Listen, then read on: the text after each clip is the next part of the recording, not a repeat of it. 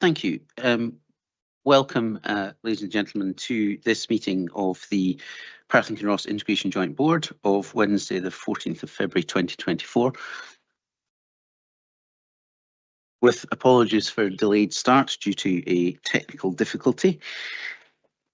My name's, I'm Councillor Colin Stewart, I'm the chair of the board. I'm joined by Jackie Pepper, our chief officer, and Adam Taylor, our acting clerk to the board today. Can I ask if there are any apologies or substitutions, clerk?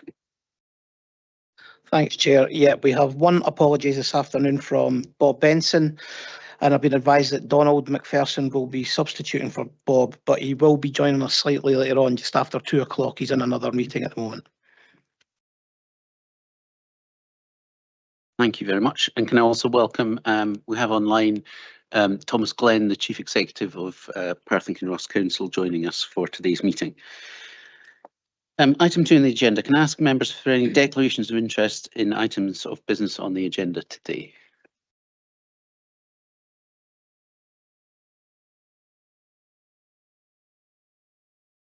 Councillor McCall. Thank you, Chair. I have a non-financial interest in the report from the Adult Protection Committee as a member of that committee. Thank you. That's noted, Councillor McCall. Mr. Henderson. I'm on the same committee as well. Thank you. We've noted that as well. Any other declarations of interest? I attend the Public Protection Exec meeting, but I'm not a voting member. Thank you very much. Oh. Yeah, and I chaired the last meeting in regard to the committee development, one of the development sessions. So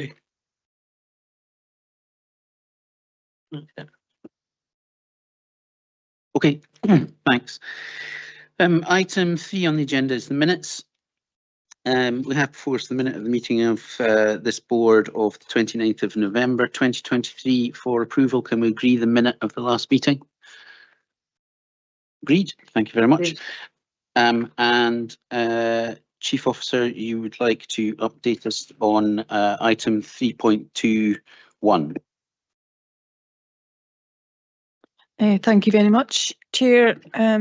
Just referring to Councillor Illingworth's request for an amendment to the previous minute in relation to 2C practices, just to provide IJB with an update in that I have requested a formal review of the financial risk share in relation to 2C practices, and as a result of that there is a piece of work underway led by the Chief Finance Officer of the Angus IJB in relation to all GMS services across Tayside. So that's now been reviewed currently. So thank you for raising that.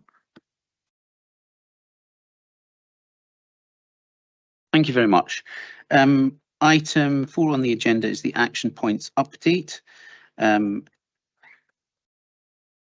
are invited to note that item 142, the development session on primary care strategy has been arranged for the 15th of March. Item 143, that a visit has been arranged to PRI on the 24th of April. Item 144, that a visit to the public dental services has been arranged for the 13th of March.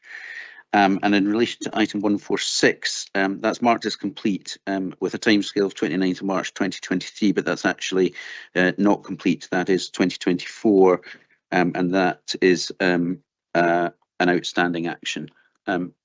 Any questions on the action update?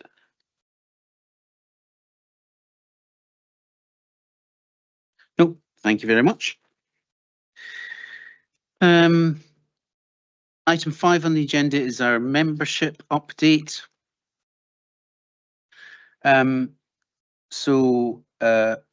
First of all, I would like to welcome Donna Mitchell to her first meeting in her substantive role Donna was appointed back in December to the role of Chief Financial Officer, so welcome, Donna. I'd also like to note that in terms of other non-voting members of the board, Mr. Aaron Singh has taken up his role as Chief Social Work Officer of Perth and Kinross Council. Mr. Singh is currently interviewing for a crucial position, but he hopes to join us later this afternoon.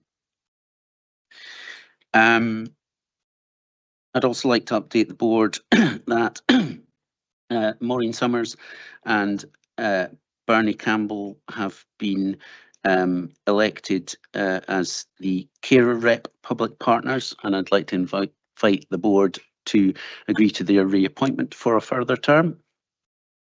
Great. Agreed. Thank you very much. And in terms of the service user public partners, Sri McCartney and Mrs. Auld, the election/selection process is currently under consideration, and we'll bring an update back to members in a future meeting, if that's agreed. Agreed, thank you. And the last update under membership is that Beth Hamilton is joining us, I think, for her last meeting as a member of the Perth and Kinross Integration Joint Board. So we will need to elect a replacement for Ms Hamilton as Chair of the Audit and Performance Committee. I would like to nominate Councillor McCall, if I could have a seconder for that. Oh, right, there was a number of hands there, so Adam, you can pick which one you want. And if there are no other nominations, can we agree that appointment? Agreed. Thank you very much. So that concludes the membership update. Item 6, matters arising. I think we've covered them all, but unless anybody sticks their hand up or indicates in the chat. Chief Officer. Yes, thank you very much, Chair. I've just noticed that we were expecting an update on the Tayside primary care strategy, but that's on hold for now, pending discussions with the new interim Chief Executive of NHS Tayside in relation to the governance of primary care and contractual obligations of NHS Tayside. So that's on hold for now, so that report is not with you today. Thanks.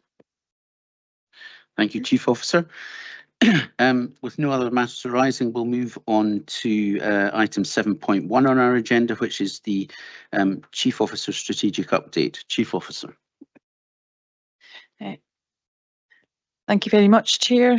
There's just 2 items that I would like to make IGB members aware of. Just to ensure that members are aware of the progress towards the implementation of a national care service. You will all know that the NCS bill was published in June 2022 and provided for the establishment of a national care service under the responsibility of Scottish ministers. And at that point, the bill provided for the transfer of social care and social work, local authority functions, staff, assets to Scottish ministers or local care boards. And there's been significant discussion since. So on the 20th of December 2023, so after our last IGB, the Scottish Parliament's Health and Social Care and Sport Committee wrote to the Scottish Government seeking a timeline for the implementation or for the bill's progress through Parliament. And on the 17th of January 2024, Scottish Parliament agreed to a delay to stage 1 scrutiny of the NCS bill, and the debate is now expected in the final week of this month, so that's before the 1st of March and end of February. And we are proposing to dedicate time at a future development session as soon as there's further information available to us to update IGB members and to consider the implications for the IGB as far as they're known at that point. And the second area that I'd like to draw your attention to is that NHS Tayside, under the direction of the new interim Chief Executive Caroline Hiscox, is in the process of completing an annual delivery plan for 2024 to 25, and will thereafter prepare a 3-year strategic plan for NHS Tayside. And the new interim chief executive has commenced visioning events and indicated a very clear commitment that this work will ensure connectivity to and alignment with each of the 3 IJB's strategic commissioning plans, and also community planning partnership, local outcome improvement plans. So this really presents a positive opportunity for us as a Perth and Kinross IJB, as we're in the process, as you know, of finalising a revised strategic commissioning plan. So a real opportunity to ensure synergy there. And we'll ensure that there's an update for you as this work progresses, and we'll ensure that that's included in any further reports on the strategic commissioning plan as that's brought forward to the IJB. Thank you. Thank you. Do we have any questions for the Chief Officer? Mr. Black. I suppose it's a question as such, but the fact that we're now going to have 3 strategic plans for 3 separate IJBs and a strategic plan for Tayside, how are they going to marry together? I struggle to see how that works.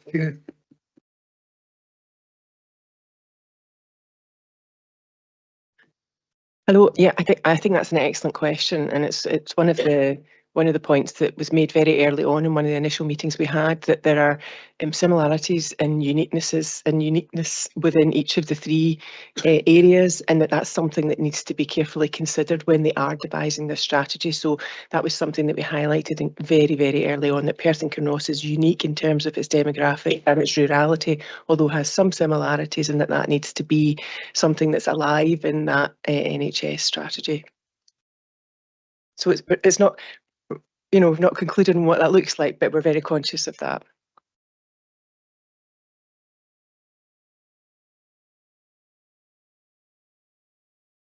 Thank you very much. And just to add to that, Martin, the report that Zoe brought to the previous IJB around the revision of our refresh of our joint strategic needs assessment, we've already fed in key messages from that to the NHS work. So I think that's where we can see this synergy and alignment, so that we're working together to the same priorities.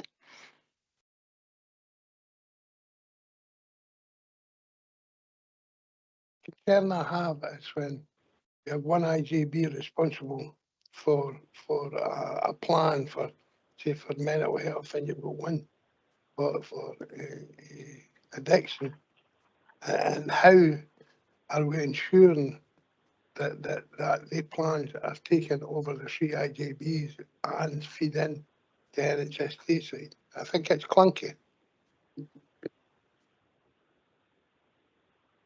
I might not have the right answer here, so I'm looking at Jackie, but I would suggest that the way that the work streams that have been allocated, that sit underneath that, have representation from across the 3 areas, and that's how they're trying to mitigate some of those issues, Martin. So, for example, Jackie's attached in there with the mental health work, for example. So I think that's the way that they are going to make sure that those sorts of issues don't arise. Thank you. And we've got a comment online. Hi everybody, my name is Lindsay Hunter. I'm a staff side representative for NHS Tayside.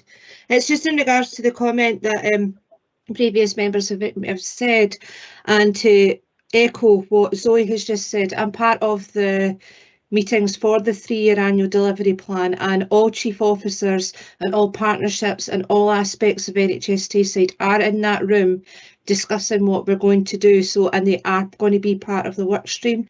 So it's just to give assurances that we are aware of the clunkiness of what it can be like, and we are trying our best to mitigate that, if that helps in any way. Thanks very much for adding to that. If there's no other questions, Chair, it's Sandra Auld here. I'm not sure. Can Yep. you hear me? We can hear you. Carry on. Oh, thank you very much.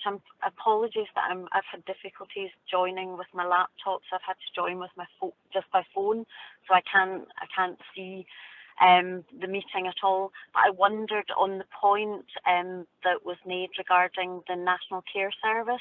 I wondered if it would be useful for Sir Ian McCartney to update the meeting around a piece of work that's been undertaken to summarise the changes that have been that have taken place with the National Care Service Bill up until now, which have been many and varied, and that perhaps the board would find useful for that information to be circulated.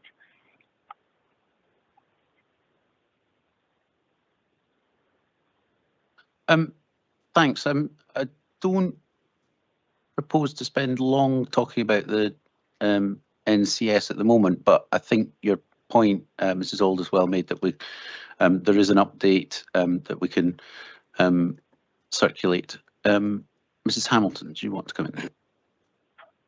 Thank you. Yes, it just might be a bit of information for Martin that might aid him. The Care Governance Committee last week, were meant to be bringing the final draft of the primary care strategy, but they reported that they have put that into the melting pot, if you like, so they're going to be part of the overall strategy now rather than a standalone strategy. So I think that's an indication of the review and how people are looking at things. So I think that is an indicator that, as Lindsay was saying, everybody is in the room. So hopefully that gives you some reassurance. Thank you. Thanks very much. There's no other comments on the Chief Officer's update. We'll move on to the next item on the agenda, which is, oh, sorry, Serene.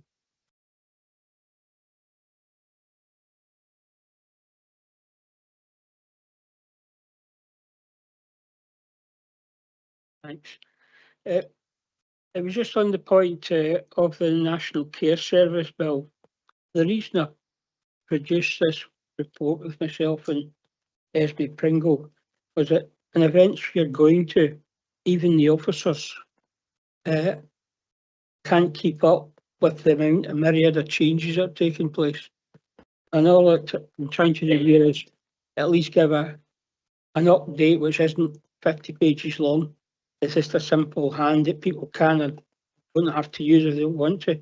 But that was the purpose of it, was to try and get a clearer understanding of where we're at in terms of this piece of legislation.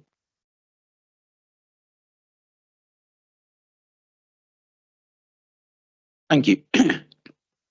Item 7.2 in the agenda is our, oh, sorry, Mrs. Summer.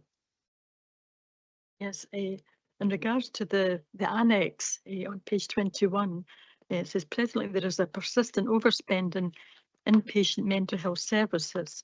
And as at the end of December 23, this is forecasted to be 5.6 million. An agreement has been reached by the three finance officers of the Teesside IGBs and the Director of Finance to contribute to this, and IGB is asked to approve the allocation of up to 775,000 of reserves to contribute towards this overspend. Is that going to be enough? Okay, thanks. I think we're jumping ahead slightly. I'll ask the Chief Officer, first of all, to introduce the strategic update on Teesside Mental Health Services, but we are going to come on to specifically asking about a question about the application of reserves, but we'll let the Chief Officer do her introduction first. Thank you. Thanks very much, and hopefully we'll be able to address your question as we go through that. Thanks, Maureen.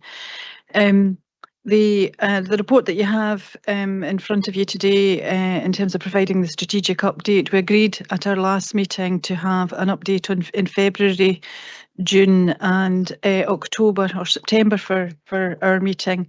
And when we made that decision, I was aware that that was on the 29th of November, and we're meeting again on the 14th of February. So, and with Christmas in between. So just to take that into account. You'll see here that you're being asked to note the updated position, the high level progress update, the significant improvement. There's some information within the report, specifically at 3.1, where we set out at priority 3 the significant improvement in addressing delayed discharges in general adult psychiatry for Perth and Kinross patients. So it's really just to note that. And there's also a section in this report, as you quite rightly point out, Maureen, that is seeking approval of the IJB to release earmarked reserves to support the overall financial position for inpatient mental health services in Tayside.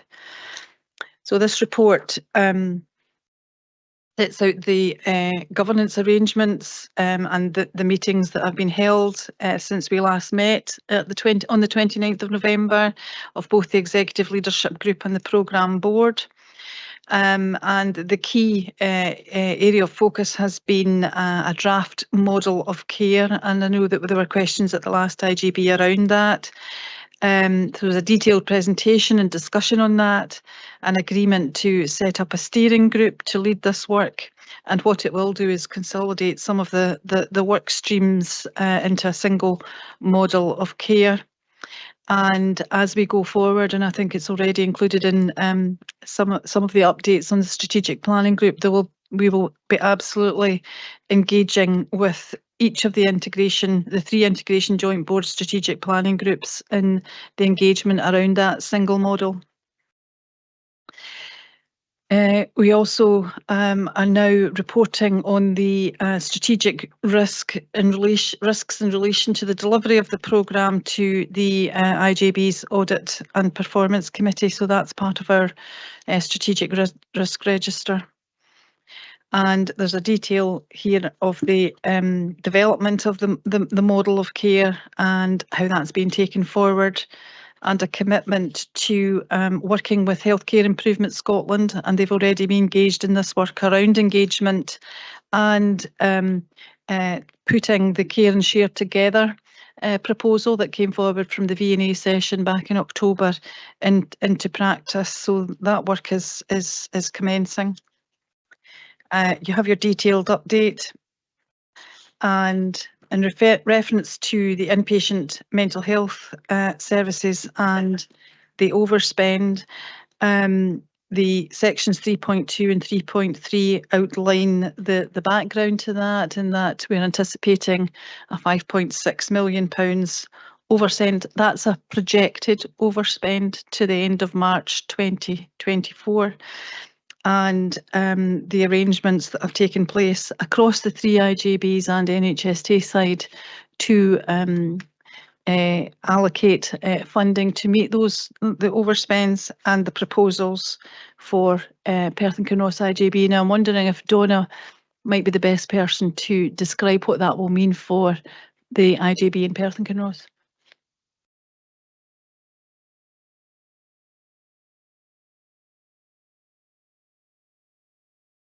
Thanks, Jackie.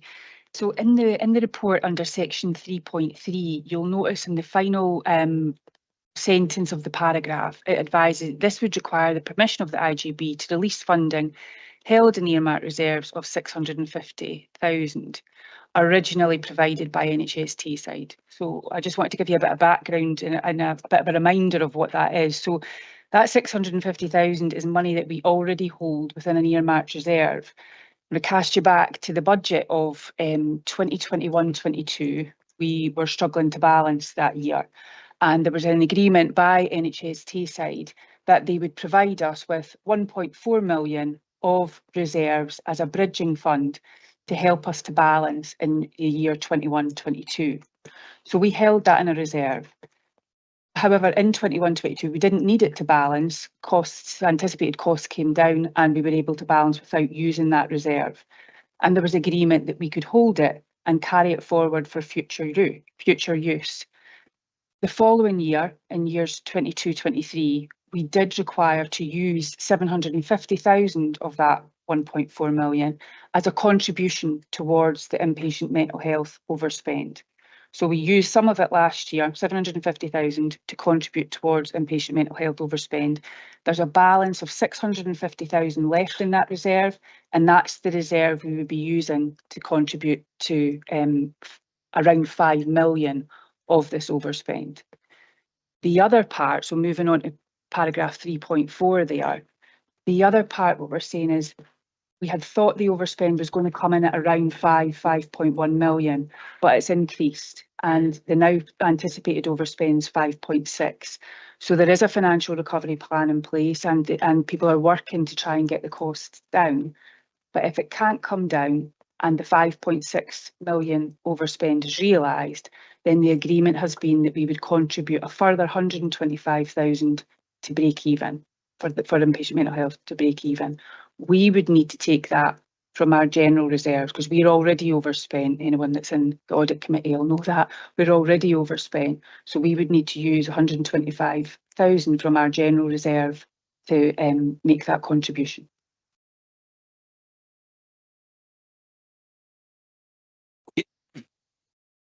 Is there anything else you want to add in terms of the update, and then we'll come to questions? Thanks very much, Donna.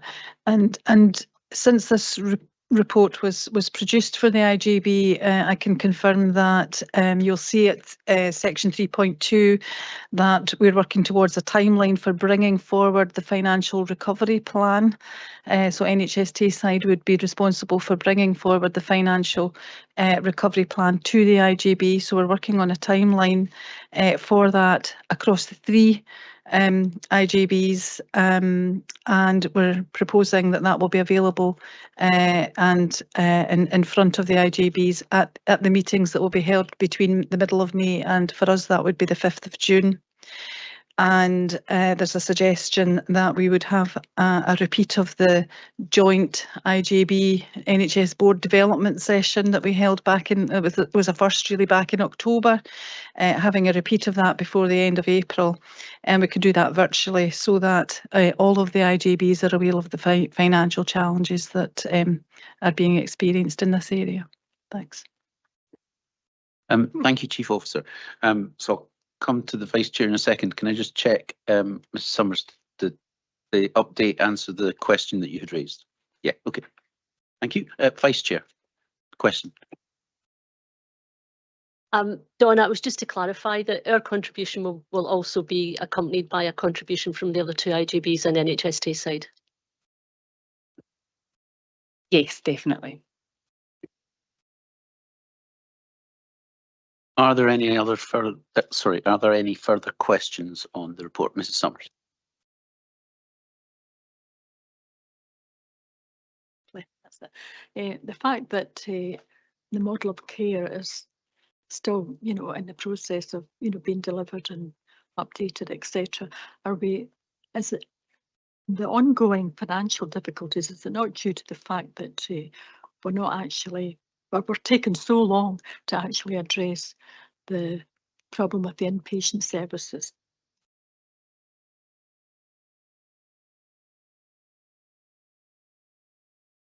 I think it'd be helpful just to confirm, Maureen, that in parallel we will be taking forward that work, and we've agreed to commence some work around what a commissioning model might look like, and commence that work in Perth and Kinross, and then replicate that across Dundee and Angus. So what that will do is anticipate and project forward in terms of what the future requirement would be in terms of the size and scale of inpatient services, and we'll take that forward in parallel to the work that we've just described.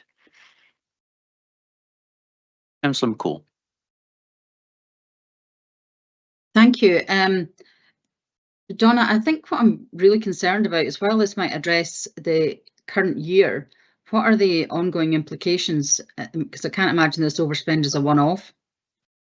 So have any projections of what may come next, or will that be covered in the normal budget discussions? Thanks, Councillor McCall. No, that won't be covered in our budget discussions. What we were waiting on is the outcome of the financial framework and the whole system model, and that'll provide us with the information for what we need to commission, therefore what it'll cost, therefore how much budget is required to deliver that. And it's that financial model that'll inform where we'll be in the next year to 3 years. And if I ask, Chair, if I may ask a supplementary, when do we think that financial model will be available with enough information to allow us to set a budget for next year?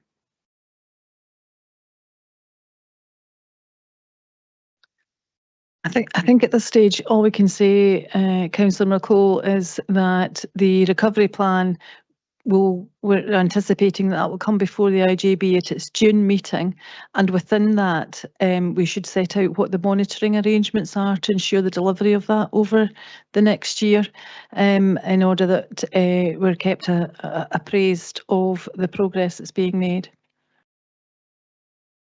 I'm not quite sure that addresses what I see as the financial risk to this IJB anyway. I don't know, I can't speak for the others. If we don't know what if this overspend is likely to be a reflection of what the funding requirements will be for next year and going forward.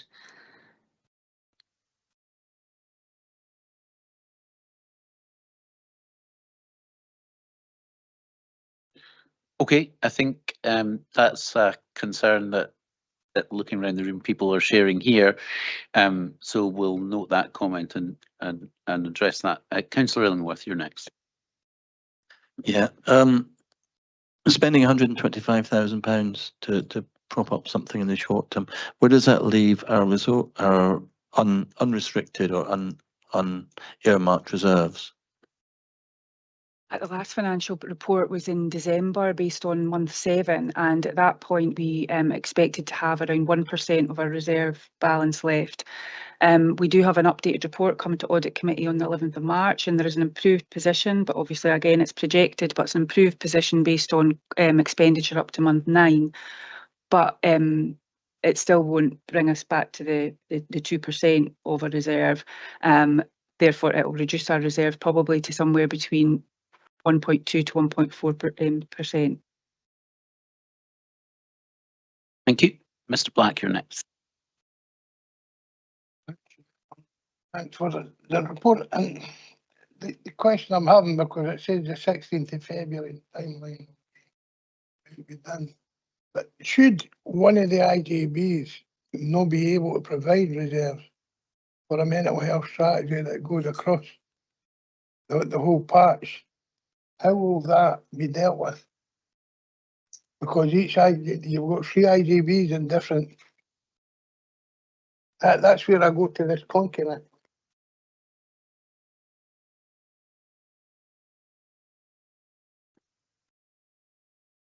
I think the point is, just as stated in section 3.3, that discussion has already been had by the 3 chief officers and the 3 chief finance officers and the chief executives of the local authorities and NHS side and the director of finance at NHS side. So we're not, I suspect, anticipating any problem in being able to provide that funding out of reserves, because that conversation has already been had. Unless you want to come in, no. Mrs. Summers, you're next with the question. Yes, I just wondered how you can project the financial position for the inpatient services when we don't know what the model of care is going to look like. I mean, I think that's correct for 24-25, Maureen, but I think for 23-24, because we're already now, well, 9 months of the year, they'll have expenditure for 9 months of the year. It's fairly easy for them to anticipate what the outturn will be for this financial year. And that figure, that 5.6 million, that's based on this financial year. The difficulty we have is knowing what the financial exposure might be for next year, because we're not quite sure what the service will look like, etc. And maybe I could just follow up on that. Under the integration schemes, if there's a projected year-end overspend, should we not already be in financial recovery plan territory? Yes, we should be. And as far as I'm aware, the inpatient mental health service is in a financial recovery plan status. It's just that it's not generated the reduction in expenditure that would have been anticipated. Okay, thank you. And Mr. Black. It's a totally different thing. Just about item 9, priority 9.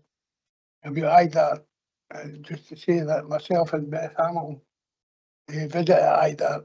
It's an excellent project, and more power at their elbow when they move to a better location. It's an excellent project. Thank you. And I think we're expecting an update on the IDART to come in a future report to the IJB. To the June meeting, I'm informed reliably by Mr. Ogilvie in terms of the relocation of that service. And as you say, Mr. Black, I think it's an extremely useful service. Mrs. Hamilton.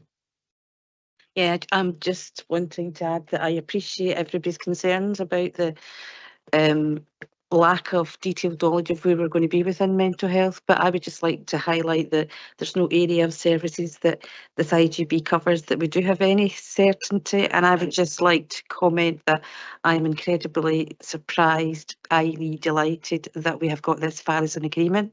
I think it's an indication of the partnership and whole system working.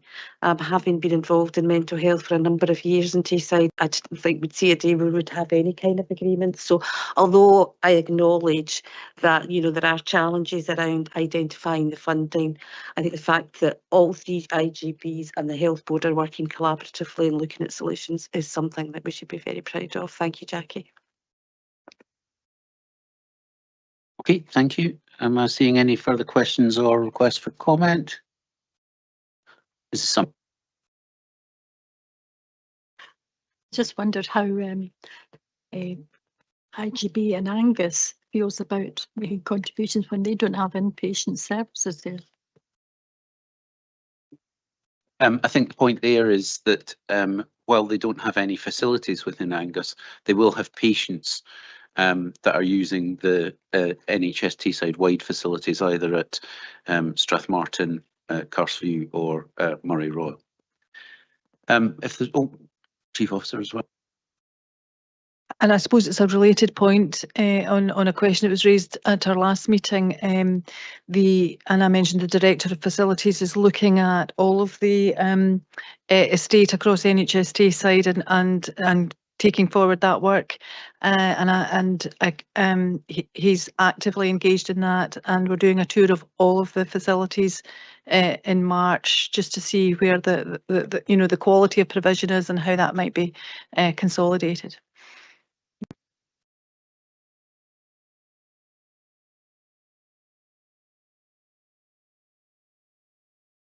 Thank you. If there's no further questions or comments, then I would just like to sum up by saying that I and sorry, Chair, I was going to make a comment, but it doesn't seem to have come through in the chat properly. No, carry on. Thank you, and apologies for interrupting you there. Really, it was just to seek some clarification from the Chief Officer there on the use of the word consolidation of services across Tayside. That to me implies location in fewer facilities rather than more where people live and where they need the services delivered. I'm maybe misunderstanding the use of the word, but perhaps if that could be clarified in terms of the purpose of the work of the facilities manager. Thank you. Apologies for my loose language there, Councillor McCall, and you will be aware that there are facilities that are of a high standard that are currently vacant, and there are others where there's pressure in terms of the capacity. So we'll be looking at all of that. Thanks. Okay, thank you. Thank you. Then I'd just like to sum up by saying thanks to the Chief Officer and the Chief Financial Officer for the update report. I had the opportunity with some of the public partners to, since the last meeting of the board, to have a visit to some of the facilities up at Murray Royal and see firsthand the excellent quality of the facilities up there and the work that's being done. I'd like to draw attention, I don't think we made quite enough of it in the Chief Officer's update, but to the fact that from April 20, that we've got an 80% reduction in Perth and Kinross for delays within general adult psychiatry, and as at the end of January 2024 there were 0 delayed discharges within general adult psychiatry in Perth and Kinross. I think that's a great achievement on behalf of on the part of the staff who work so hard in that area. Can I ask the board's agreement? So we have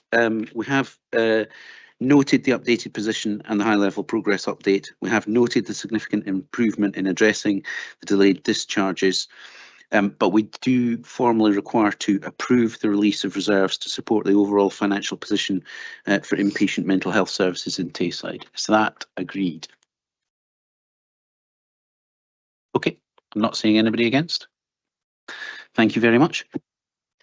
If there's no further comments on that, we'll move on to item 7.3 on the agenda.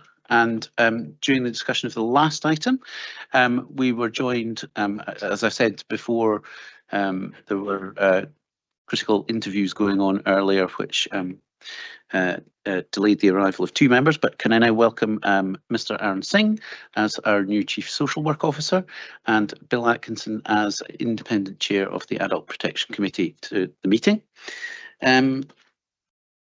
We are going to discuss now the Adult Protection Committee Annual Report for 22-23. Mr. Atkinson, I think, is going to introduce the report, and you have a presentation.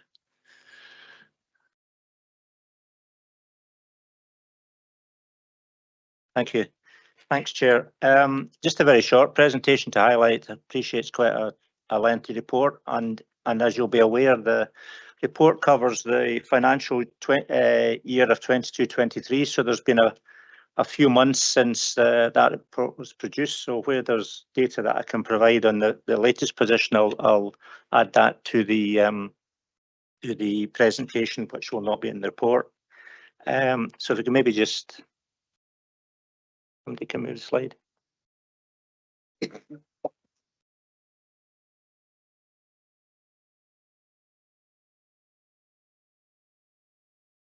Yeah, I suppose one of the most obvious things to say is that there's been a continued increase over the last reporting period in relation to concerns around adult support and protection. The figure that's quoted in the report was a 30% increase from the previous year.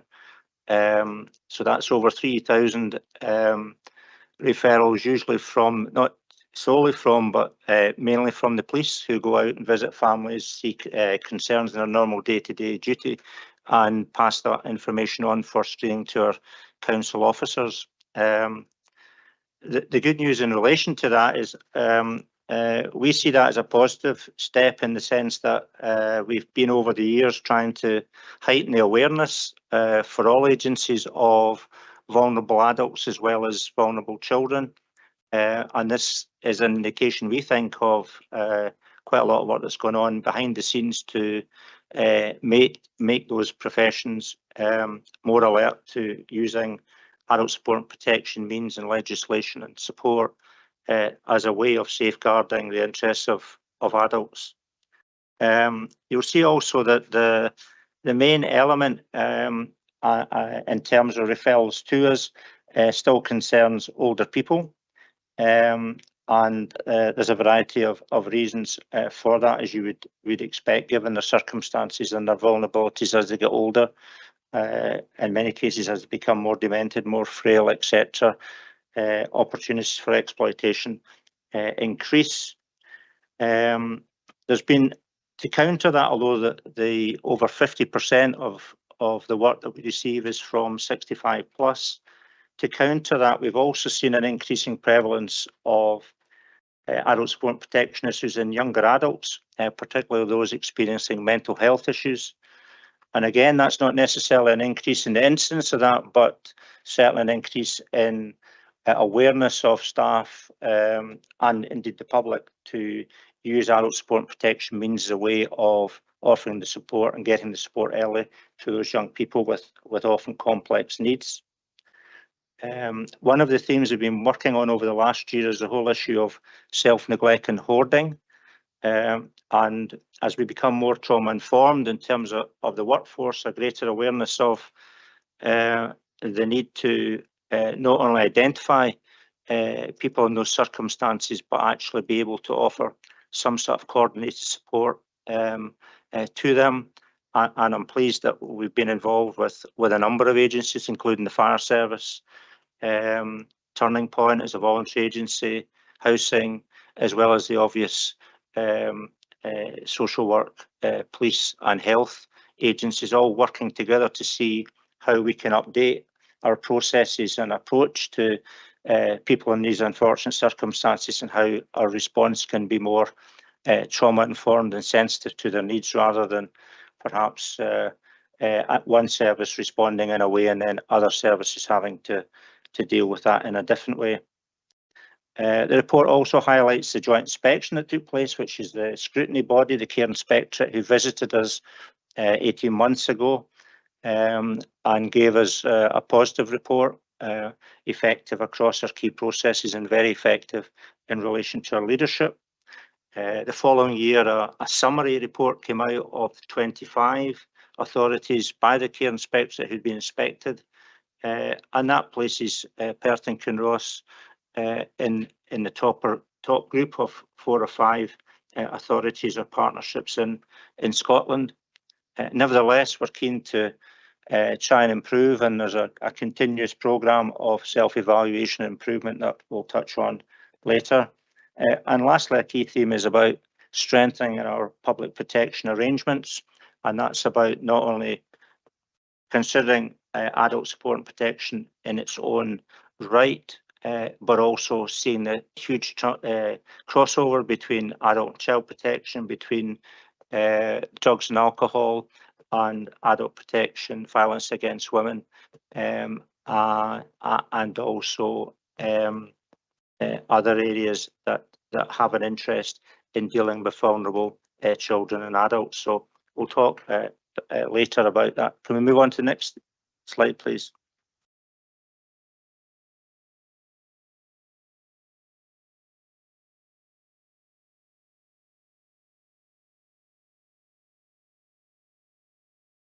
So, as I've said, can we move on to the next one? Oh, sorry, move on to the next one. Apologies. The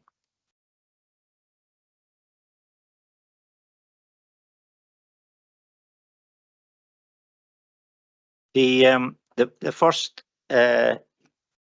area is in relation to support to the care home sector.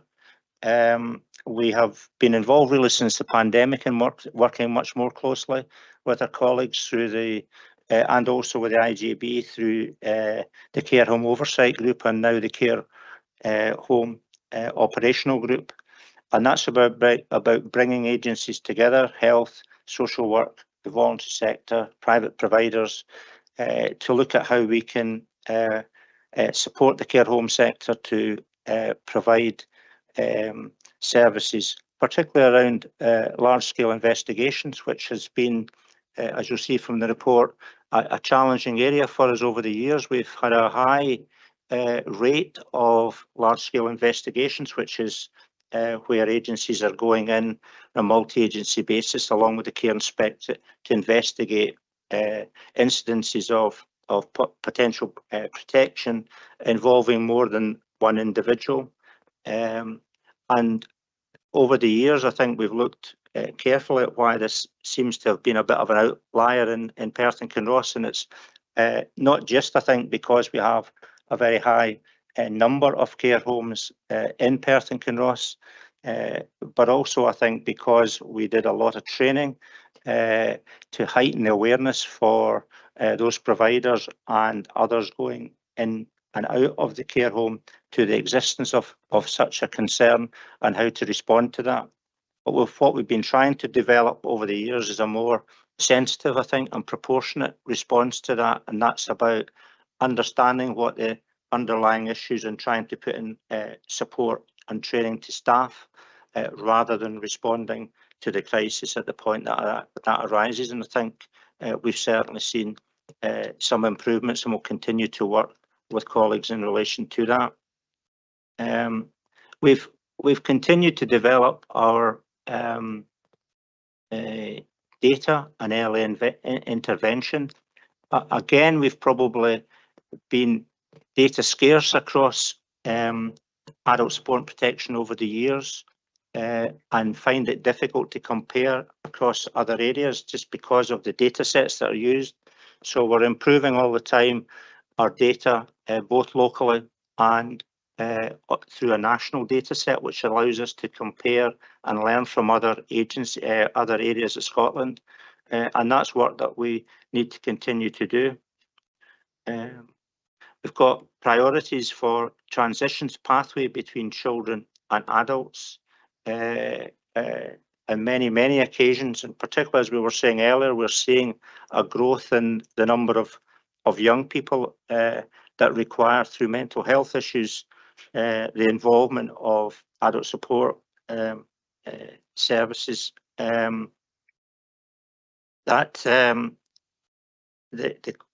transition obviously is a crisis point for them, and how we can smooth that period for them and work together with our colleagues in children and family services, then the greater the chance that we'll be able to provide support as well as, if necessary, protection. The last area for improvement beyond is the need to continue, as we've discussed many times before, how we involve adults and their carers in the processes and how they feel fully engaged and involved in that. And certainly independent advocacy has been a great help and assistance to social workers and others working in that area. But still work needs to be done in terms of how we take people's experience and use that to plan new services and develop our services.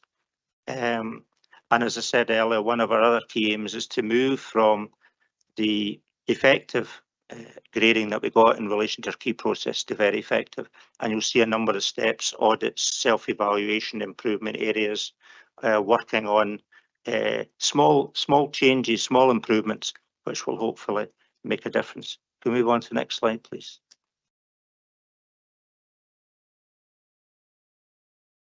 This is just a graphic to highlight what I was saying earlier on about the need now under, it was initially, I think, Jackie's leadership, we've been trying to bring together and better coordinate the different public protection agencies in Perth and Kinross, child protection, adult protection, multi-agency public protection arrangements, which is for sex offenders, alcohol and drugs partnership, violence against women, and community justice and suicide prevention. So it's about realising, I think, that there is a significant crossover there, that we shouldn't be trying to, for example, train staff in each of these separate areas, but actually taking an overall holistic picture of what is their responsibility, what are their duties, and what support do they need to be able to undertake those complex tasks at time. So we continue to do that. We've got a risk assessment framework which operates for all the different partnerships. We meet on a regular basis under the leadership now of Grace Gilling from Health. We've got joint training and development induction arrangements in place, and conferences and other joint opportunities to bring staff together and to get them to think widely together going forward. Just the last slide, please.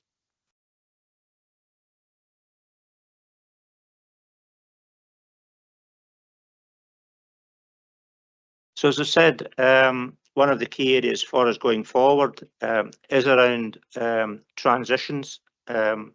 I've spoken about children to adults. It's not just about children to adults. It's about service to service, team to team, hospital to home, hospital to care home. How can we make those transitions where people find it difficult to have a seamless move from one area to the next, sometimes with very complex packages around them?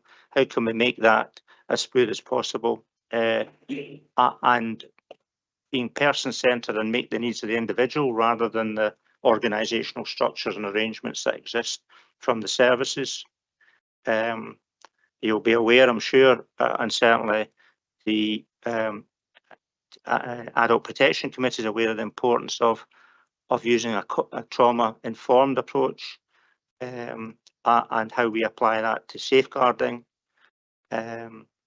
We need to build on the connections that we've spoken about already, and how a common approach to issues like homelessness, alcohol and drugs, hoarding, self-neglect, domestic abuse, etc., is really the only way of tackling this comprehensively, and how we can go forward and work together. So that's probably all I would want to say by way of introduction. I probably, in fact, said more than I was planning to do. Hopefully that's been helpful. There's a lot of detail in the report. Happy to try and answer some of that detail. My coordinator isn't with us this afternoon, Ian Wilkie, who has written that report in more detail than I have. So I'll try and answer as many questions as I can, and if not, I'll have to come back to you on that. So thank you.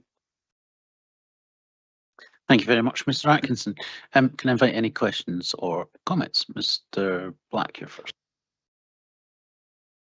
Thanks for the report, and the 30% increase that you were talking about at the start, how much would you associate that with the development of the independent advocacy and bringing that forward?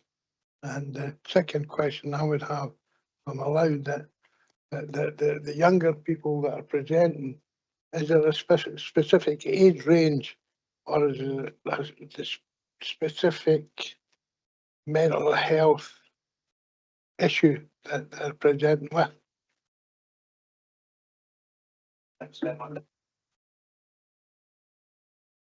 Sorry.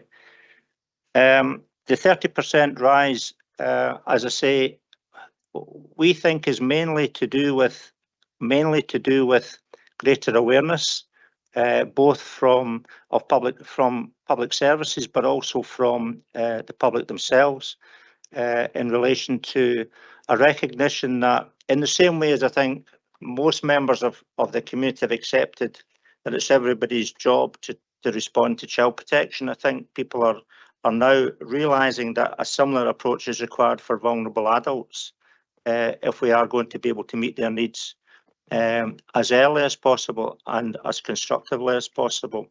So I think it is about heightening awareness, and there's campaigns both locally and nationally to do that. The other area I would say we've seen a rise, quite a significant rise from health, although the majority of these cause for concern reports still come from the police, but we've seen a rise from health, and I think that's to the credit of NHS Tayside, that they've significantly invested over the years, recent years, with Grace Gillen and her team, an interagency coordinator and trainer there as well. So I think we've always felt that in health there will be adult protection issues that they're dealing with and seeing day to day. They've probably not had the training or the experience to understand that particular issue within an adult support and protection context, and I think that's improved, and I think that's to be certainly recognised. I think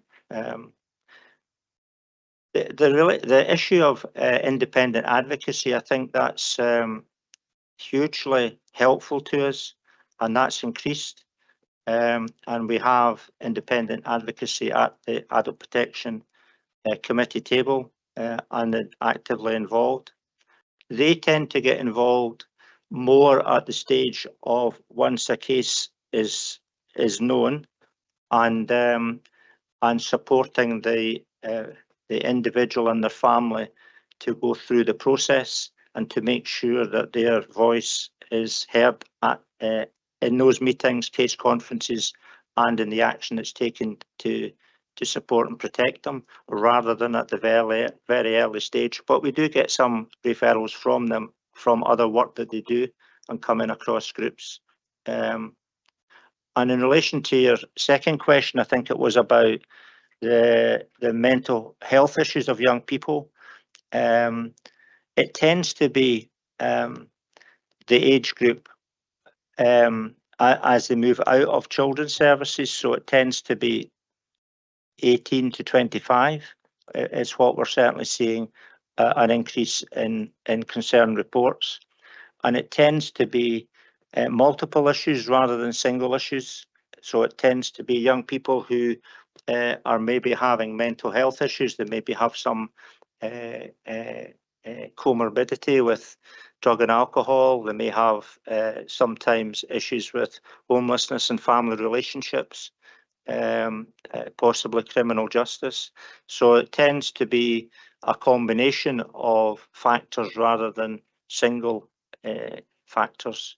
But again, it's about saying it's not necessarily a rise in the incidence of these young people. It's an awareness that an adult support and protection approach, a trauma-based approach, is maybe a more helpful approach along with some of the other, rather than not. So I think these young people with complex needs have probably been around for a long time. I'm not suggesting that it just arisen in the last few years, but I think we're aware that an adult support and protection approach is a way of coordinating maybe support for them. Thanks very much for that. And if they do present with obviously addiction, homelessness, and different, is there a holistic approach to working with them, or is it in each separate?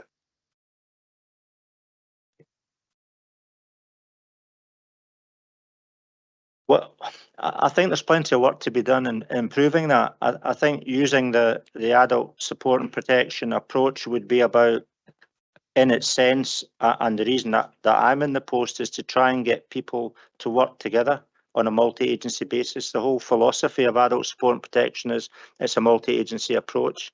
It's not about dealing with individual aspects and somebody has to go from there to there to there to get their problems or their past from pillar to post, as I'm sure some people feel that that's what's happened to them in the past. So this is about trying to say, how can we work together? And I think I mentioned self-neglect and hoarding earlier on is an area where that's the only way that will really work. If the fire service go in and just see somebody as a fire risk, or housing go in and see somebody as a poor tenant because of their difficulties, or if the police go in and see them as whatever, a challenge to the local community, we're not going to address the needs of those individuals. It really needs to be looked at all together using a common approach and a common language. And that's where trauma-informed approach is really helpful.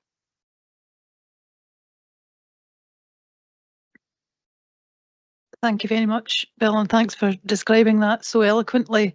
But I think it links into the previous item around mental health and the single model, because the single model of care has to take a person-centred approach, and we've a lot to learn from GIRFEC and how we support that multi-agency protection plan, if you like, around children and young people, and how we carry that forward into adult services.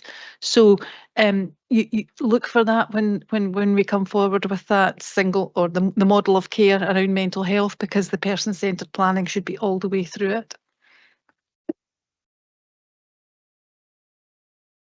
Are there any other questions or comments? Ms. Sam? Very similar to the point that Jackie's made and that I made around mental health. I think having some experience in this area for many years, it's really good to see the progress, and it's progressed very quickly in it doesn't feel it's some instances, but if you look back 10 years where we've moved now in public protection, it's just fantastic. And I mean, I always hoped that we would use GIRFEC as a model, and we seem to be now doing that. And I just want to also comment about the trauma-informed work. I think that's really powerful, and I think it's the fact that it's brought out the neglect and self-hoarding is a huge issue. So I just want to say congratulations to all your team and thank them for the report.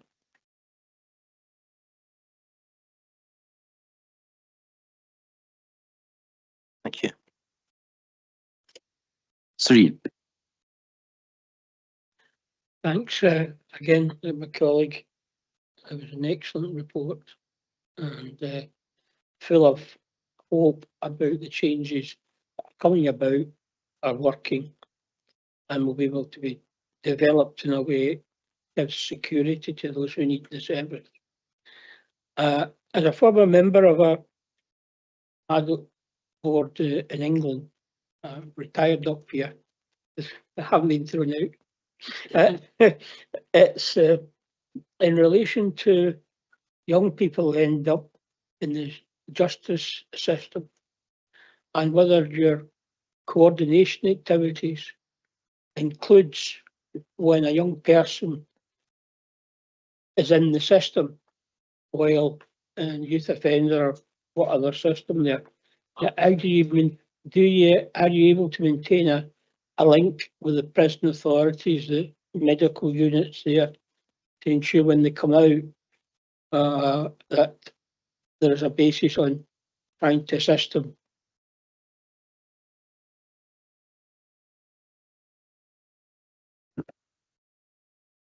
I'm not sure whether I'm the best person to answer that in relation to the latter part of your question. In relation to, I think there may be, Kenny, I'm looking at whether you may have some contribution in relation to the criminal justice link, but certainly in relation to the first part, one of the areas that we're working on at the moment in relation to transition, and we're having to work between the Adult and Child Protection Committee, is there's pending legislation coming through at the moment which will see more and more young people under 18 being referred to the children's hearing system as an alternative to the court system, to try to make sure that it's much more needs focused about how do we tackle these issues early for young people so that they don't progress into the criminal justice and court system. And at the moment, that's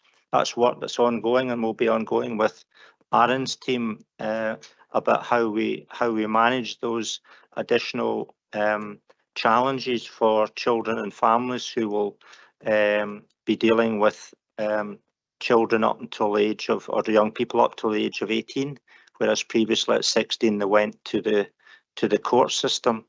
And it's paralleled also with the child protection arrangements and new guidance not new guidance, it's been out now for about 18 months, but child protection interagency guidance from the Scottish Government is saying really that child protection arrangements need to continue up until the age of 18 rather than previously transferring that to adults. Now at the end of the day, if you have close links between the two, it shouldn't really matter, but it probably does matter, and that's one of the areas we're looking at the moment. How do we get the children and young people's staff geared up and trained up and resourced up to be able to manage what will be for a short time probably an increase in workload for them. But there's active discussions going on across the services about that at the moment. In relation to the specifics of through care and aftercare, maybe defer to Kenny if that's okay.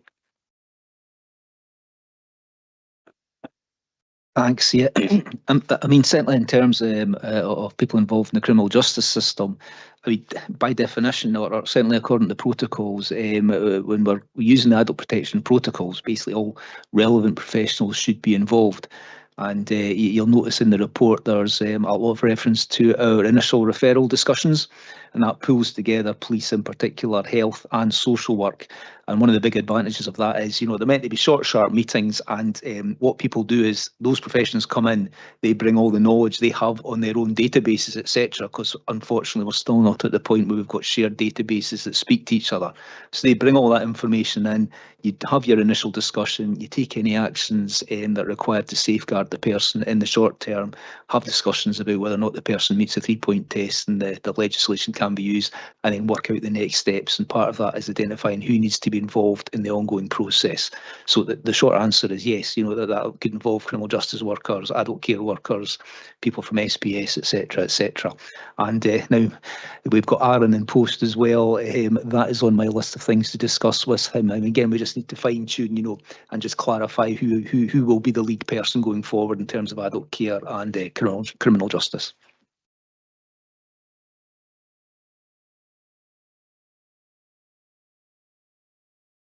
Any other questions or comments on the report? Okay, thank you then. Oh, sorry, Mr. Singh. Thank you. I mean, I suppose it's just really to express gratitude in terms of the work that's been undertaken in relation to adult sport protection by the committee and by Bill as chair, but also to our frontline staff who have really been kind of working hard to kind of keep our adults in mind in terms of everything they do.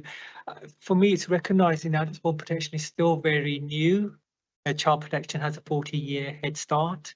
So what we're speaking about today is continue to evolve, continue to look at different areas of worries and concerns and come into the adult sport protection kind of context. And I think what the report provides the board today is a level of reassurance in terms of the quality of the work that's been done, in terms of the checks and balances that are also being undertaken by the teams as well. So for myself, it's really just to note that and really to thank everybody that's been involved in relation to this work.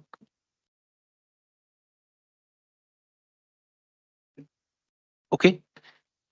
Thank you very much then, Mr. Atkinson, for the report. I think it's a very encouraging and reassuring report, and a great aspiration as well to improve in the future and move up to that very effective level.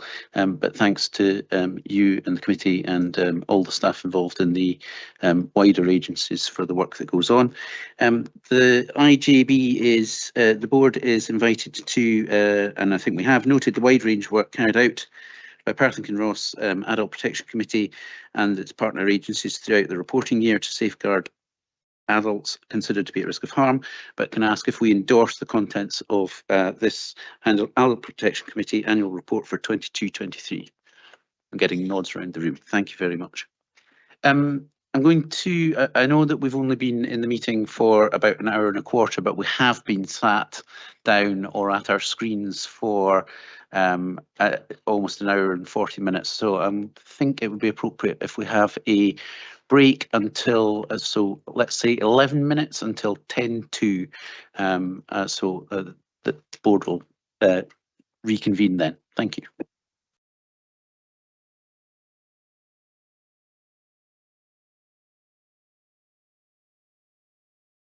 Social work officer annual. Oh, I beg your pardon. I've jumped, I'm ahead of myself. Item 7.4 on the agenda is the Strategic Planning Group update and draft minute from 20th November 2023. Sirian, are you wanting to give this update? Thank you.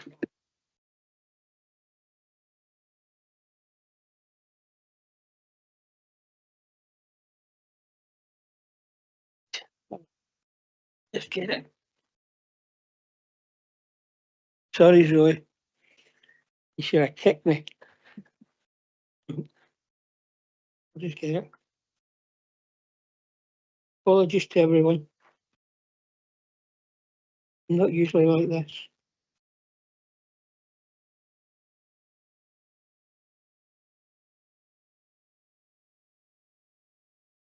Okay. We'll take another one.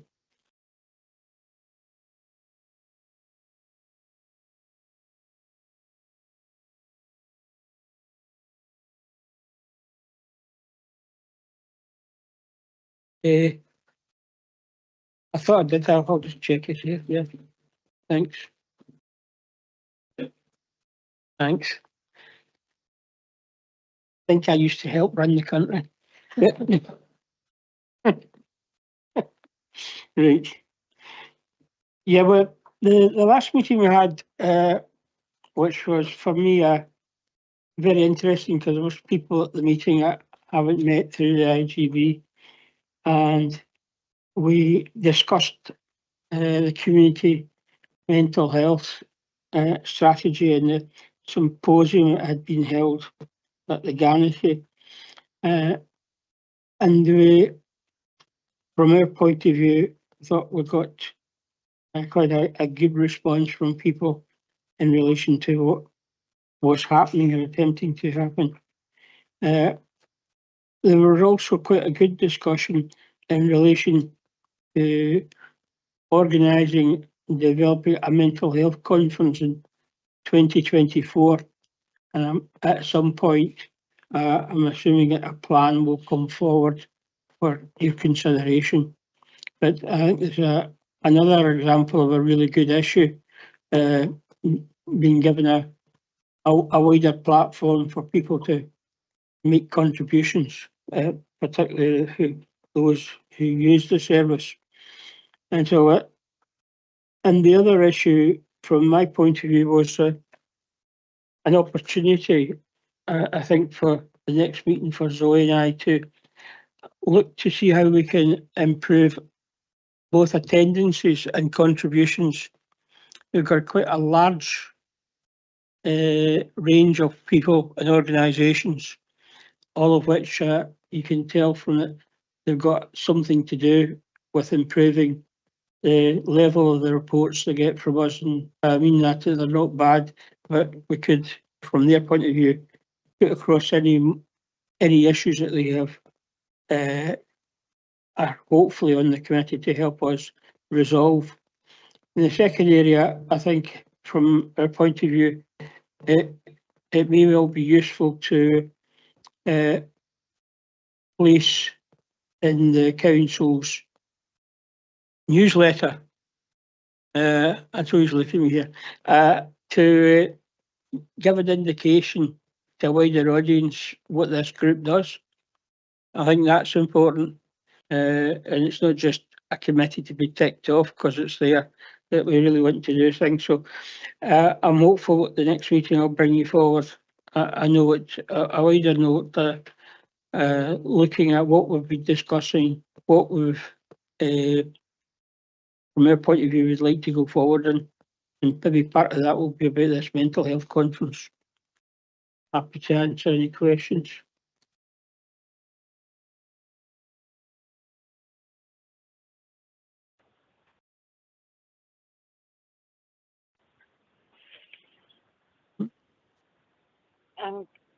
Chair, I have a question, if that's all right. Yeah, carry on. Thank you, thank you. Thank you, Serena. I noted within the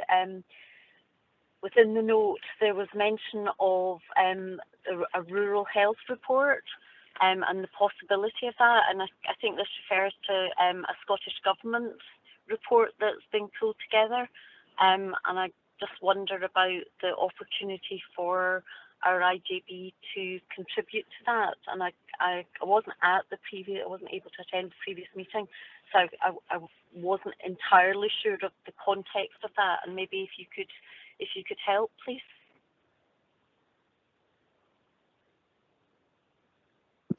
Where we've taken a keen interest in hopefully persuading Perth and Kinross IGB to submit to the committee it's looking at Scottish Parliament a report about the issues around providing services in a significantly rural area, and while still having the city of Perth.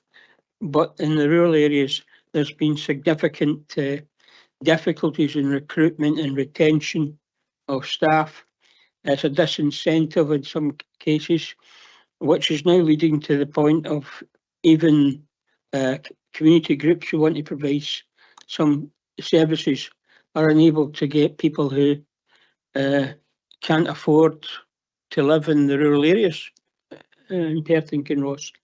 And so it's an area where our experience would suggest to me that we can give good advice, good ideas to the committee, and hopefully they'll be picked up in the final report, because we don't want to leave Perth and Kinross services to others to have a view on. It really is important.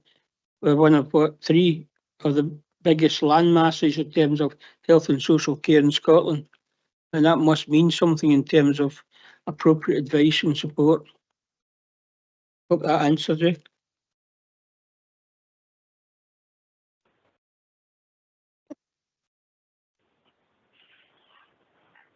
Thank you. Chief Officer. Thanks very much, Sandra, for raising that as a question.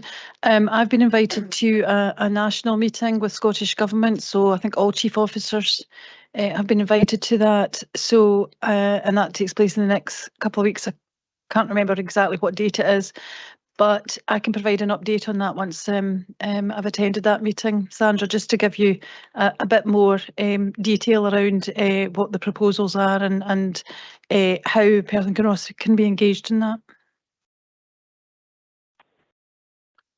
Thank you. And certainly that was one of the That would be issues. very helpful, Jackie. Thank you.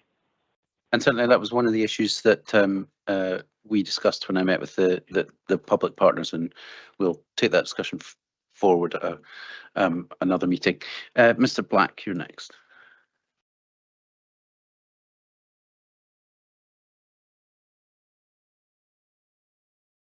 Page 68, you've got the mental health statutory services, a total of 4,835 people involved with various services, not including the third sector. So is there any way that we could see, are these people doubling up in third sector? Are they accessing third sector? And or is that just specific for the services?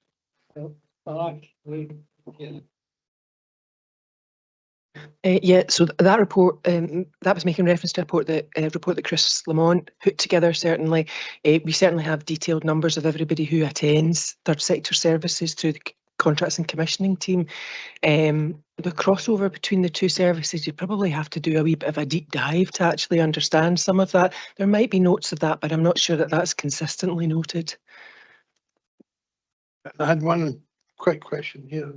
The suicide figures in 2022, are there any more recent suicide figures? And do these suicide figures include the suicides in the prisons, or does that belong to the SPS?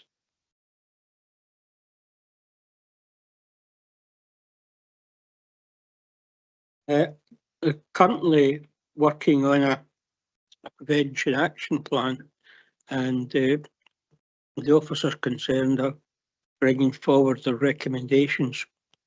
But Zoe probably will tell you a bit more about what's happening now, because I haven't been involved in it.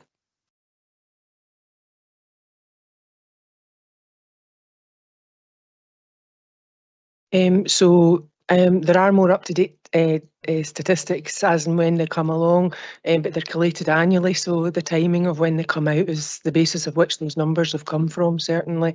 And we have asked our Tayside multi-agency review group to undertake a review, because there was a slightly higher level of deaths in Perth and Kinross in that year.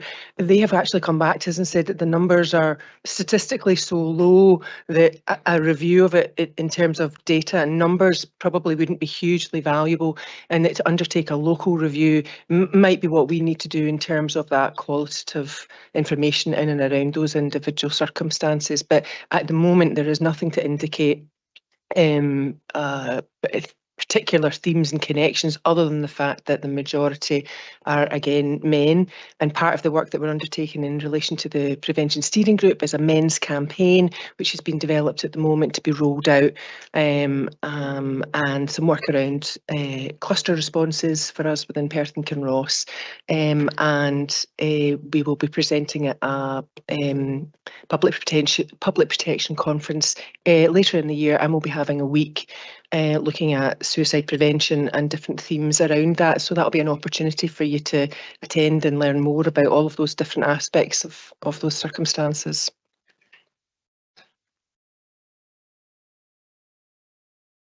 The Scottish Prison Service, is the suicides in prison recorded in prison, or are they recorded in their figures?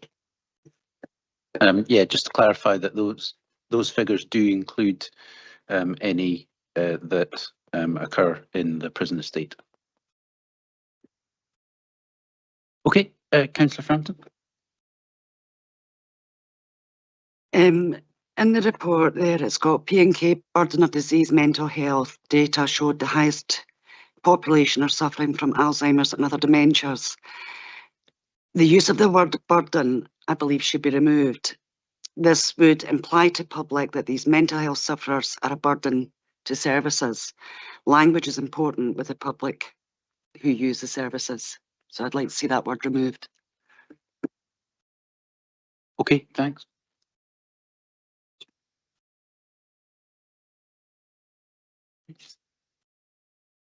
No, it's a more than reasonable request. Right. Thank you very much for bringing it to our attention. Okay, thanks. I think we'll take note of that. Thanks for raising it, Councillor Frampton. Mrs. Summers, you're next.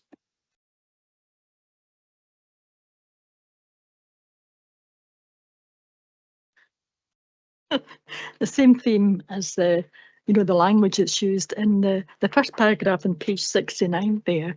There's obviously been a discussion, I can't remember myself, and I was at the meeting, but there's always been a discussion as to whether the hub at Murray Royal. Now, Colin was with the group I went to see Murray Royal, and must say it was an absolute excellent service, the health hub at on the ground level, and mostly manned by volunteers. And is it going to be effective if it's only staffed by volunteers? Why not? These are volunteers with lived experience. Like, the only problem is health checks, which there are nurses available for that. But it's an insinuation that is that enough? I think volunteers are the way forward really for the health board. I need to make more use of them.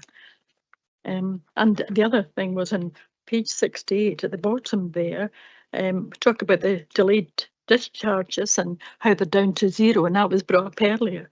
But it also says that the admissions rate is the highest in Scotland. Now, that wasn't mentioned, but we have to balance it off with saying we're 0 admit, but we're also the highest admissions. So maybe they're getting shunted out because they need the best because there's more admissions. Chief Officer. Yeah, I suppose it was really just to point out that this was a meeting that was held on the 28th of November, and the report that it's referring to came to the IGB on the 29th of November. And so I'm conscious I don't think we have Christopher Lamont in the meeting, and Christopher leads on the mental health and learning disability strategy, or the mental health and wellbeing strategy. So I can pick up some of the detail around the volunteering that you've raised, and the data around admission rates. I'll go back and refer to that, Maureen, and come back to you on that, if that's okay.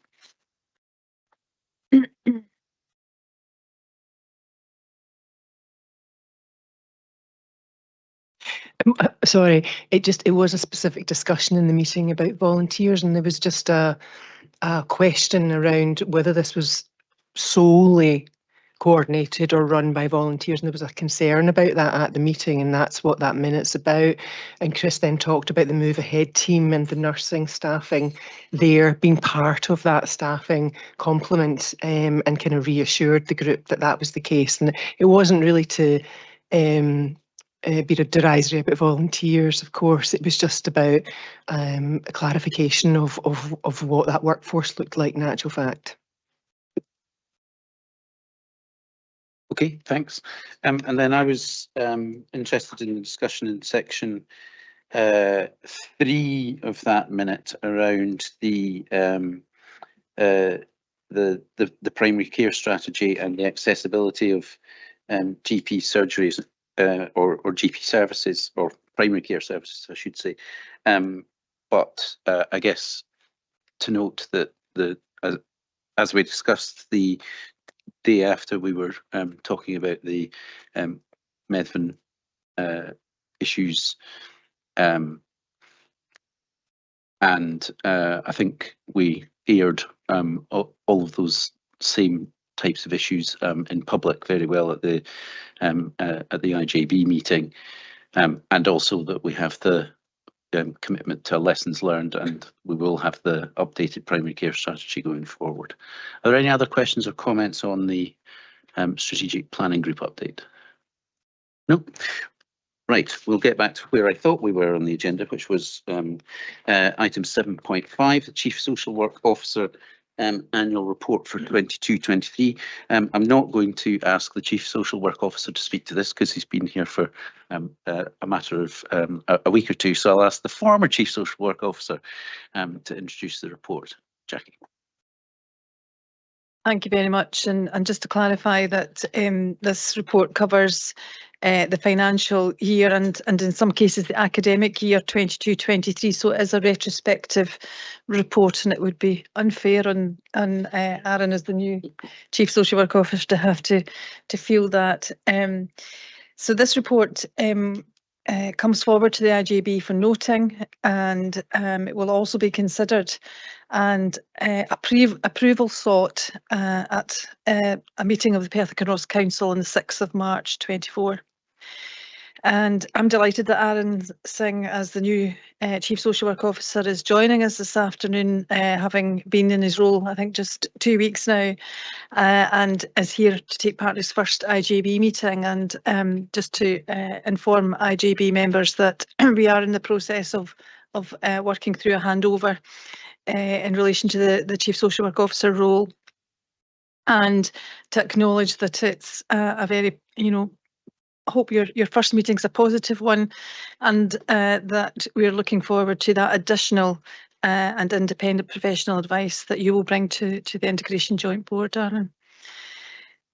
As you know, this is a report that comes forward in my name as Chief Social Work Officer, providing a professional overview, but it is a team effort. So I hope that gives you some reassurance, Aaron, and much appreciation goes to a whole range of people, but in particular Hazel Robertson and Kenny Ogilvie and all of their teams, and also Margaret Steele, who has provided a lot of the coordination and has been an absolute rock in helping to piece this report together, and she's done that for many years. Just to remind IJB members that this is a report that covers all aspects of social work and social care in Perth and Kinross, but you will know that children's services and justice services are not delegated to the IJB.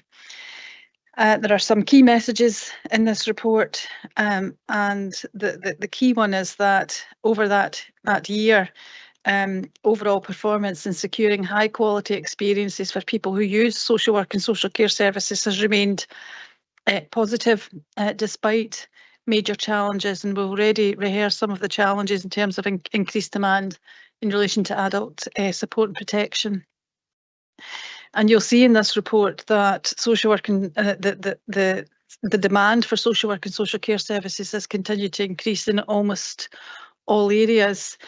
And it's a reminder that while we act and think like COVID is over, the long-term impact on our most vulnerable citizens continues to be experienced by our social work and social care services, and we know that all too well. And however, I think this report sets out how they are continuing to respond and adapt to those pressures.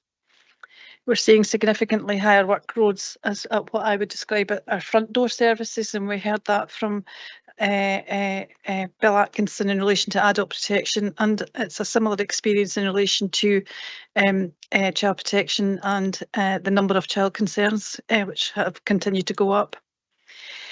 Nevertheless, you'll see that our services have continued to respond to that very effectively in terms of the screening arrangements, and in particular, I think that voluntary and earlier intervention has been particularly effective. So you'll see determined efforts to focus on and invest in earlier intervention, prevention, and I think you can see that probably I've been writing or providing reports to council since 2017, but I think it's particularly evident in this report. And there is something in here about that balance across the wide range of teams that we have that are providing that voluntary support, which is preventing the need for statutory intervention. And I think you can see that very impactful approach here. So, and the report sets out the key challenges for us as going forward across all areas of service. I think the report demonstrates the high level of dedication and commitment of our staff in very challenging circumstances and how they adapt to those challenges and continuously improve. And one of the recommendations or the conclusions is that we need to ensure, and I think Bill referenced this as well in terms of adult protection, ensure that we are continually ensuring that we've the adequate resources at the front line to address the demands that are there and ensure our statutory responsibilities continue to be met. So you're asked to note the report. Thank you.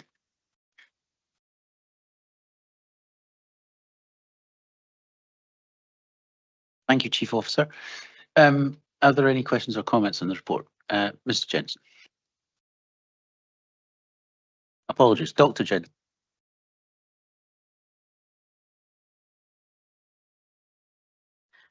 Fantastic report, hugely detailed, gives a really good impression of the breadth of social work across Perth and Kinross. Really impressive annex. I really enjoyed reading it, and a great platform, I think, Aaron, for you to pick up. I was particularly impressed by the numbers decreasing. So on page 88, you've got a really good graphic. I love a graphic. Talking about numbers decreasing, and you talked about the number of statutory interventions coming down. Particularly you looked after children numbers and new supervision orders. Holy grail for local authorities to be in that position. And you talked about why, and it's because that increased investment in earlier intervention and voluntary work, working with families in a voluntary way. I can only say that it's absolutely the right balance, but when it goes wrong, when you start to take that resource out of there, those really expensive bits of the work start to go up. So it is really important to keep that balance and coming down and keep the investment in the right place rather than the place where it can go out of control. And my observation from working in England, a lot of those councils that have gone bust have gone, one of the reasons they've gone bust, not solely, is placement budgets getting out of control for looked after children. So you're doing really well, and it's a really impressive piece of work and an impressive report to read. So thank you very much. Okay, thank you. Mr. Black. Well, it's an excellent report. Just a couple of questions that I've got on the key challenges. We've got 9 key challenges there. Are we able, it's fine to have the key challenges, but what are the priorities within the key challenges for the capability, finance and staff-wise to succeed in? Mosaic, will that be available that other people could access Mosaic, or is it just primarily for social work? And lastly, working in partnership with the key third sector organisations, have we already identified the key third sector organisation? Are they delivering it now? Because we've got to be committing with them. What's the quality of work that they're providing? Are we assured of that?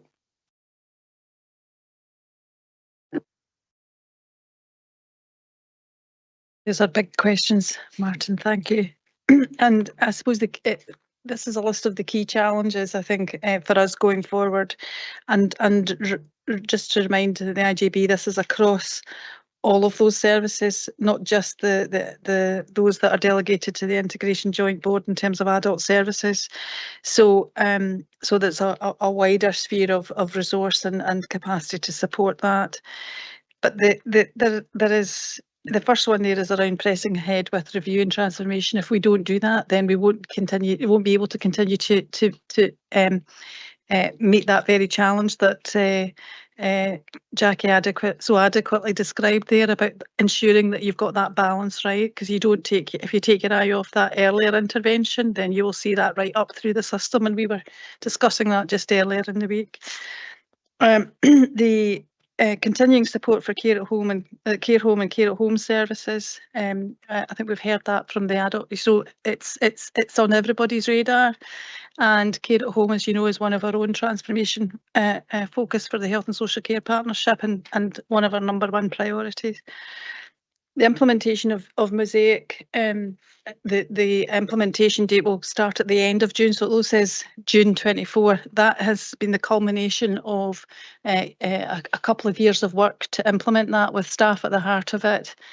And although it's primarily a database for the social work and social care staff, we are reliably informed that can interface with community health systems in due course. So it's probably at the cutting edge of that. That's not to say that we'll be doing that in June, but we may be able to do that at some point in the future. I don't know if that adequately addresses your questions.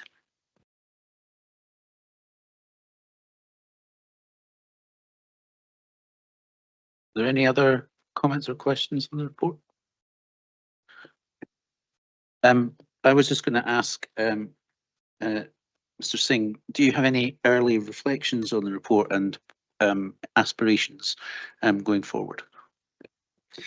Thank you. I suppose it would be remiss of me not to thank Jackie in terms of her role as Chief Social Work Officer for her leadership and commitment, I guess, to social work practice over the years.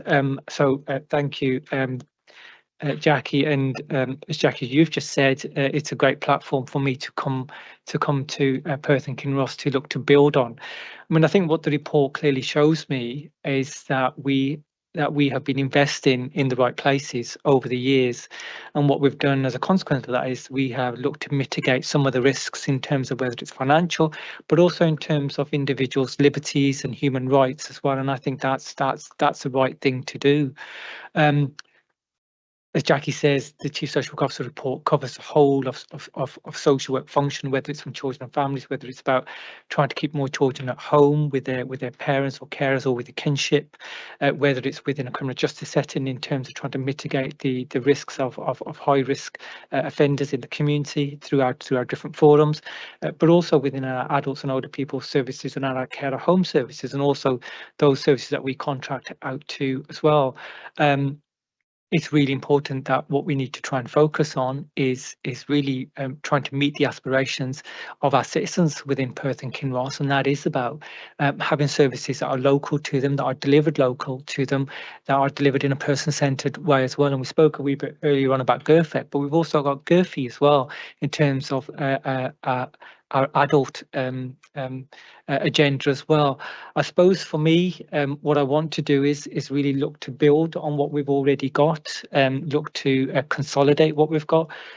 Kenny was already speaking about some of the kind of areas of transitions, I guess, between children's and adult services.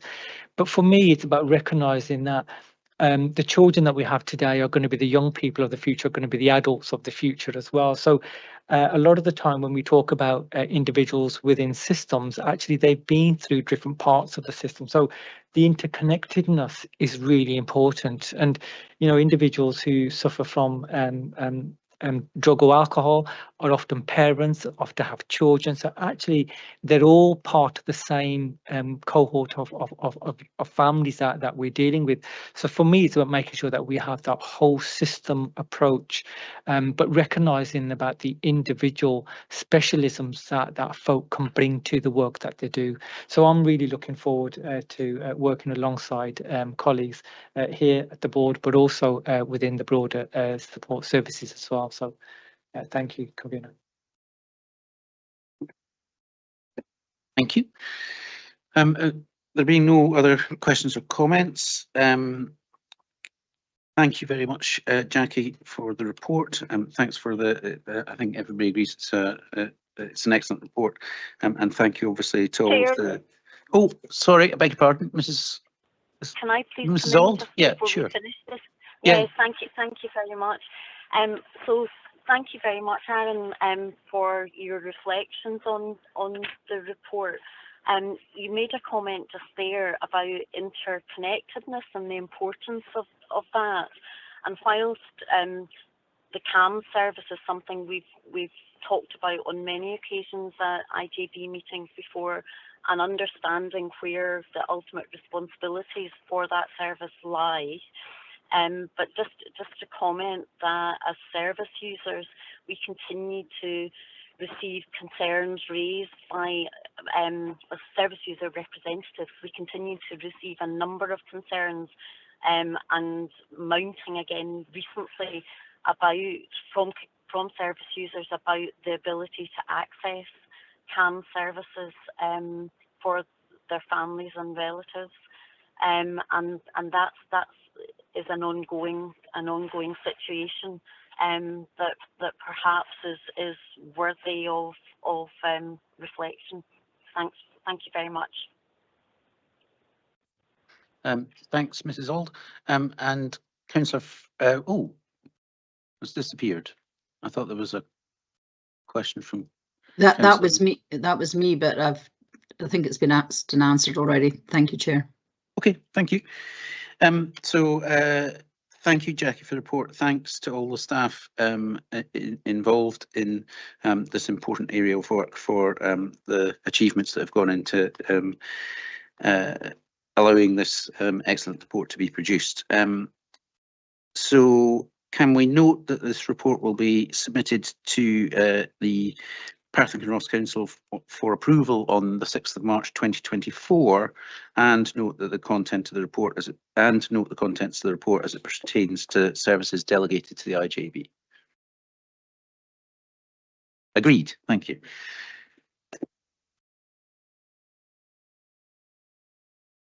Item 8 on the agenda is an update from the Audit and Performance Committee. Can I ask Mrs. Hamilton to give us an update?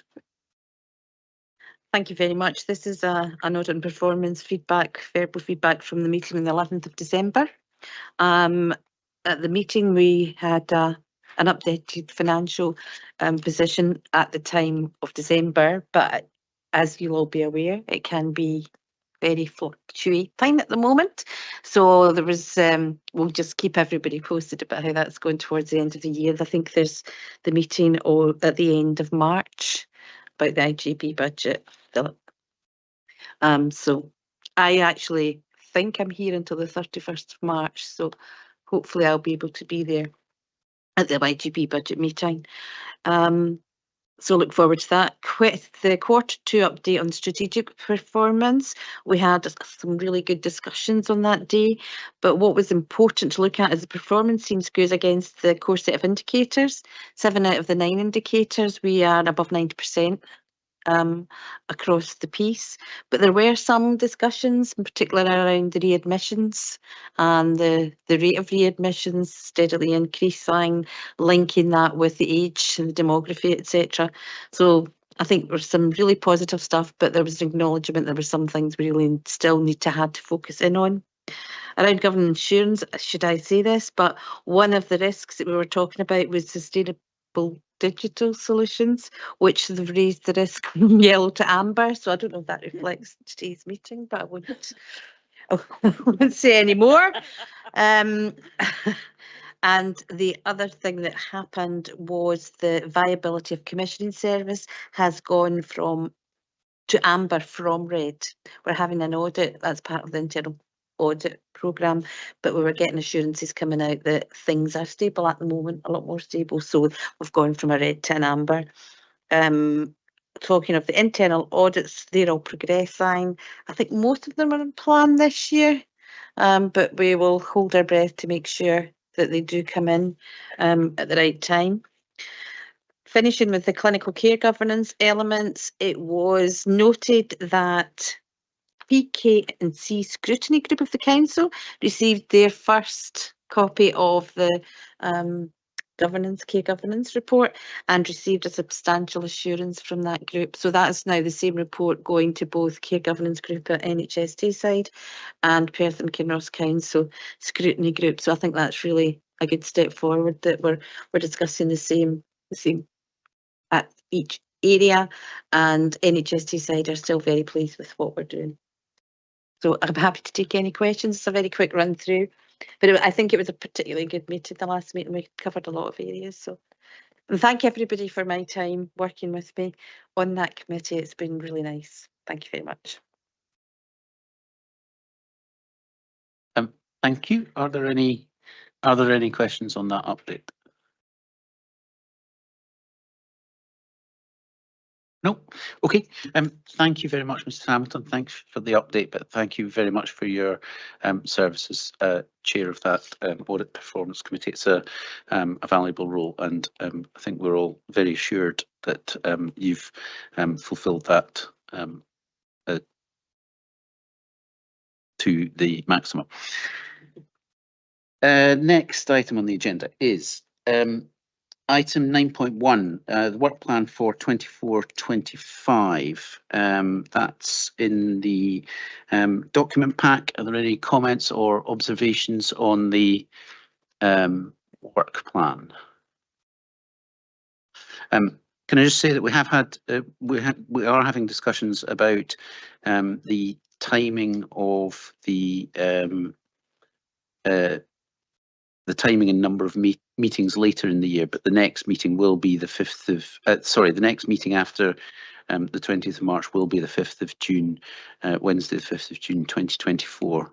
We're just looking at the timing of the September and December meetings. Are there any questions on the work plan? Is that acceptable? I have a question or a comment, please, Chair. Please, Councillor McCall. Thank you. It was really just given the conversation we had towards the start of this meeting about the progress through Parliament for the National Care Plan or the National Care Service, and whether or not we should make some provisional notes in the work plan to discuss the implications of that progress properly as an agenda item along the key milestones that are currently in place.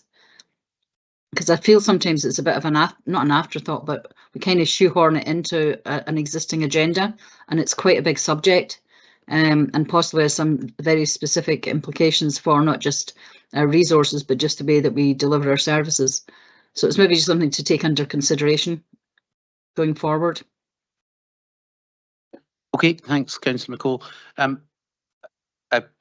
I appreciate people raising the issue of the National Care Service, but it is it has been a fluctuating, I think was your word, Mrs. Hamilton, a fluctuating landscape. I think it would be appropriate if we had a discussion on that at a development session, and we could rather than it's not current business for the actual board, but I think having an understanding of those issues and the document that Sir Ian said he prepared, if we have a discussion about that at a future development session, would that be agreeable to the board?